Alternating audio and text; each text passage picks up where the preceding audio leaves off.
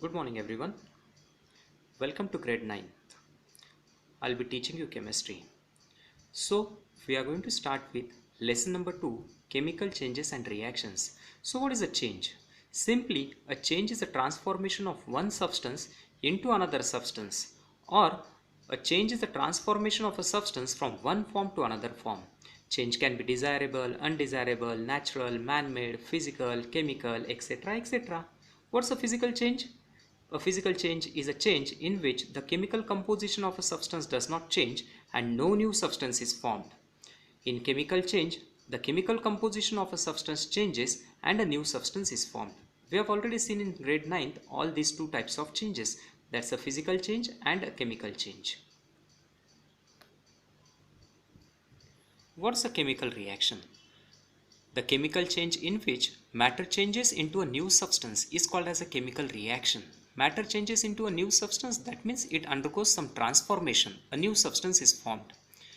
So, the substances that take part in a chemical reaction are called as the reactants and always written on the left hand side, while the substances which are formed in the chemical reaction are called as the product and always written on the right hand side of the arrow. Let us see how a chemical reaction takes place. During a chemical reaction, the older bonds, we can call them as the existing bonds which are present in the reactants, they are broken and the new bonds are formed to form the new products. Thus, bond breaking and bond formation takes place in a chemical reaction. Last year we have seen a bond. Bond, it is a linkage or a force that acts between the two atoms to hold them together as a stable molecule. It is only because of the bonds that are present between the two atoms that the molecule is stable. Let us see now how a chemical reaction is represented. A chemical reaction is represented by chemical equation. A chemical reaction is represented by a chemical equation. Example, calcium hydroxide plus nitric acid forms calcium nitrite plus water. So CaOH2 plus twice HNO3 will give you CaNO3 twice plus H2O. Here the reactants are calcium hydroxide and nitric acid, while the products are calcium nitrate and water. Whenever a chemical reaction takes place, certain changes are seen. Those changes are called as the characteristics of chemical reactions. So these indications or characteristics, let us study this in detail now. So these characteristics one by one we are now going to study. Already we have seen this in 8th A, 8th B, 8th C, 8th D. I still remember last year we have seen these changes. So the first change is the change of color which takes place over there. The first characteristic, change of color. So copper nitrate, which is blue in color, when you heat it, it forms copper oxide which is black in color. So we can see the change in color. In the same way, lead nitrate when heated forms lead oxide which is yellow in color. So white color of lead nitrate changes to yellow color, and which is a change of color. Many a times chemical reactions takes place with evolution of gas. We have seen that whenever a gas is evolved, it is shown by an upward arrow. Let us see few examples of this where a gas is evolved in a reaction. The reaction between dilute sulfuric acid and sodium sulfite evolves SO2 gas, which is shown by an upward arrow. In the same way, calcium carbonate, that's a base, when acid is added to it, carbon dioxide gas is liberated. So these are certain reactions in which a gas is evolved, and the evolution of gas is always shown by a upward arrow. The third characteristic, that is precipitation reaction, shown by downward arrow. Precipitation reaction shown by downward arrow. So firstly, what is a precipitate? A precipitate is an insoluble solid material formed in a chemical reaction.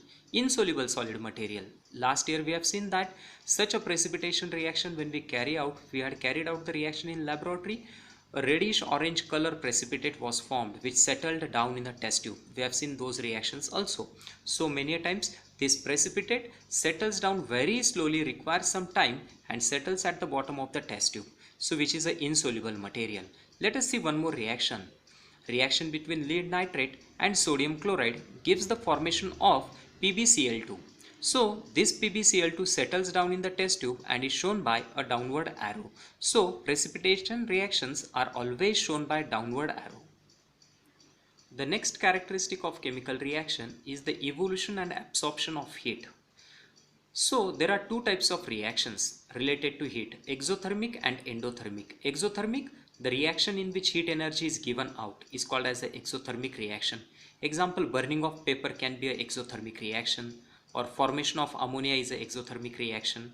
Endothermic reaction, the reactions in which heat energy is absorbed from the surrounding medium is called as an endothermic reaction. Example, N2 plus O2 gives the formation of NO, is an endothermic reaction. Now, let us start with the types of chemical reactions. The first type of chemical reaction, that is the direct combination reaction or synthesis reaction. We have already seen this last year, combination reaction or synthesis reaction. So, a chemical reaction in which two or more reactants combine together, or two or more elements or a compound combined together to form one single new product is called as a combination reaction. That means one single product is formed over here. That is, let us see one example. A plus B combines to form AB. A single product is formed. In the same way, carbon combines with oxygen to form CO2. Hydrogen combines with oxygen to form water. Just a single product is formed over here. Opposite to combination reaction is the decomposition reaction. So in decomposition reaction, one compound splits into its constituent elements or compounds. One compound splits into its constituent elements or compounds. Let us see this example. AB, this is one compound, and when it undergoes decomposition by using heat, electricity or light, two or more elements or compounds are formed as A plus B. So this is a general example or general reaction of decomposition reaction. It always takes place in presence of heat, light or electricity. Heat, light or electricity. So as we said that it takes place in presence of heat, light or electricity, let us see the types of decomposition reaction. The first one is thermal decomposition reaction. Thermal, that is heat. So let us see calcium carbonate. When it is heated, it will form CaO plus CO2, calcium oxide and carbon dioxide. That means this calcium carbonate was formed by the combination of CaO and CO2. Photochemical decomposition, that means the decomposition reaction that takes place in presence of light. Silver nitrate, when comes in contact with light, it forms silver and chlorine. That is why in our chemistry lab many a times you must have seen that there are some brown colored bottles or umber colored bottles to store such compounds which are affected by light. That is why they are stored in such dark colored bottles, so that these compounds do not undergo any kind of decomposition. And the last type of decomposition is the electrolysis reaction. Water in presence of electricity generates hydrogen gas and oxygen gas. Last year we have seen the reactivity series of metals, in which the upper metals in the reactivity series, they are more reactive and the lower metals are less reactive. So what happens in displacement reaction or substitution reaction? More reactive element replaces a less reactive element from its compound. More reactive element replaces a less reactive element from its compound. Which is more reactive element, students? The more reactive element is the one which is at the top of the reactivity series. So let us see one example. Magnesium is more reactive than copper. So magnesium, when treated with copper sulfate, magnesium will replace this copper from its position to form magnesium sulfate, and copper will be free. So more reactive metal, that is magnesium, displaces or replaces the less active metal copper from its compound. Next type of reaction, that is double decomposition reaction. So both the reactants are decomposed to form a new substance by exchange of their ions or radicals. Both the reactants are decomposed to form a new substance by exchange of their ions or radicals. Is called as a double decomposition reaction. Let us see here, silver nitrate plus potassium chloride.